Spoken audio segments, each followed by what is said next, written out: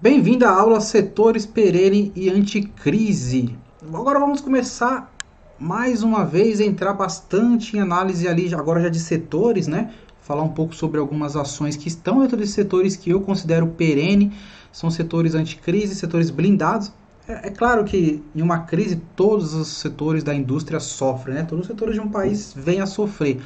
Mas você tem aqueles mais resilientes, inclusive aprendemos bastante isso na matéria sobre os tipos de empresa do Peter Lynch, onde ele menciona, né, esse tipo de empresas confiáveis, né? Isso é muito atrelado ao setor, e é esse o intuito dessa aula, tá? Então, quais são as características de setores perenes? Ela lucra apesar da crise político-econômica, então uma empresa está sempre lucrando apesar de qualquer cenário político ou cenário econômico. Lucratividade acima da inflação é muito importante porque a inflação é o poder de compra, e essas empresas precisam lucrar acima da inflação.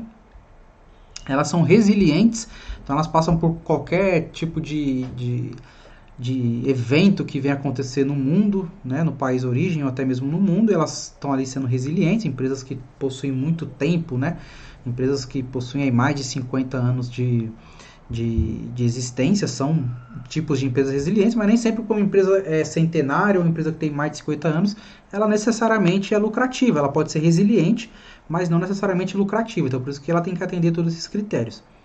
E empresas que estão aí em serviços básicos e essenciais para a sociedade, né? Então, energia elétrica, por exemplo, nunca vamos deixar de ter. Você pode ter a forma de gerar a eletricidade, isso pode mudar. Agora, a necessidade da energia, isso sempre vai existir. Então, o primeiro setor é o setor financeiro, tá? Então, nas crises, os bancos ganham com o aumento das taxas de juros e aumento do endividamento. Então, no Brasil, principalmente no Brasil, eu considero o setor financeiro, e aí você coloca bancário, no caso da B3 aqui, que é a ação da nossa própria Bolsa de Valores, ela não é um banco, mas ela é uma empresa do setor financeiro, né? Então, ela ganha dinheiro através da movimentação ali, através dos emolumentos. Quando você compra uma ação, você paga emolumentos para a B3, a taxa de custódia, etc. Então, é também uma empresa do setor financeiro. Então, você tem aí os três principais bancos no Brasil, Itaú, Bradesco e Santander, e a B3 ali. É só alguns exemplos, tá? Então isso aqui não é recomendação, não quero dizer que essas aqui são as melhores empresas do setor financeiro. São exemplos de empresas desse setor financeiro que, na minha opinião, é um setor perene, tá? É um setor resiliente, um setor anticrise. Depois o setor de energia. A energia é um serviço essencial, dentro dela o subsetor de transmissão se destaca por não depender do consumo. Então quando você fala em energia, você tem três etapas: a geração, que é aquela que está lá na hidrelétrica ou geração eólica, não importa o tipo de geração, né? E da geração você tem as transmissoras, que quando você vai fazer uma viagem, que você vê aquelas linhas lá com aquelas bolas laranja, aquilo ali é o setor de transmissão. E depois você tem a distribuição, que é aquilo que chega diretamente na sua casa. O de transmissão, ele é o filé do setor de energia, porque ele não tem o risco da geração, que é o risco de escassez, né? No caso das hidrelétricas, por exemplo.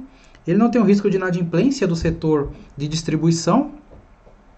E então ele é bem tranquilo, ele está levando da geradora até a distribuidora, por isso que é um setor que se destaca aí. Mas considero de outra forma também os outros setores perenes. Então aqui alguns exemplos, né, de empresas desse setor. A Engie, tá? A Engie ela é uma geradora, mas ela também tem algumas coisas, ela é bem diversificada, ela tem algumas coisinhas também de distribuição, transmissão.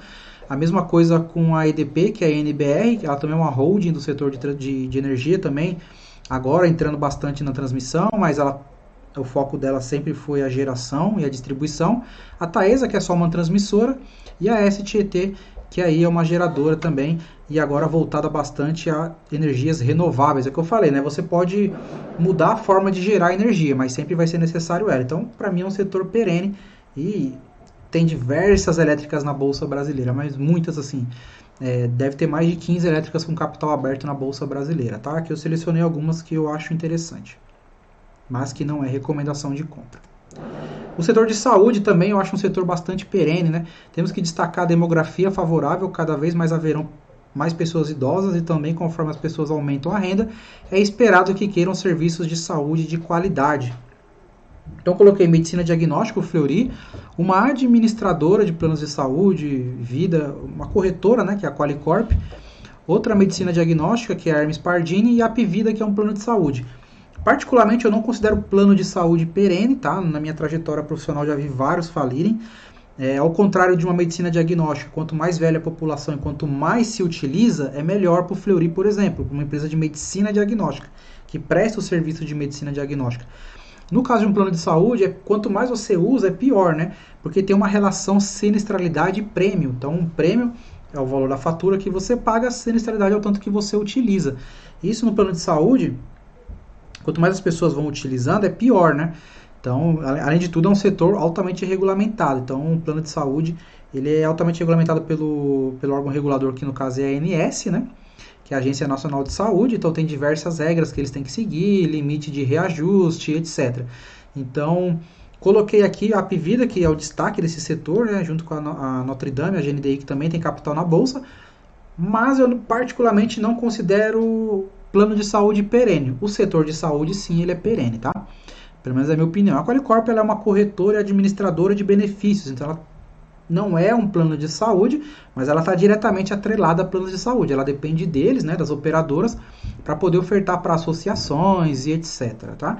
E o Fleury, medicina diagnóstica, aí presta serviço para os hospitais, presta serviço para os planos de saúde e também para as pessoas individuais, né, o serviço particular. Então, no caso do Fleury, quanto mais você utiliza a rede dele, melhor, mais ele lucra.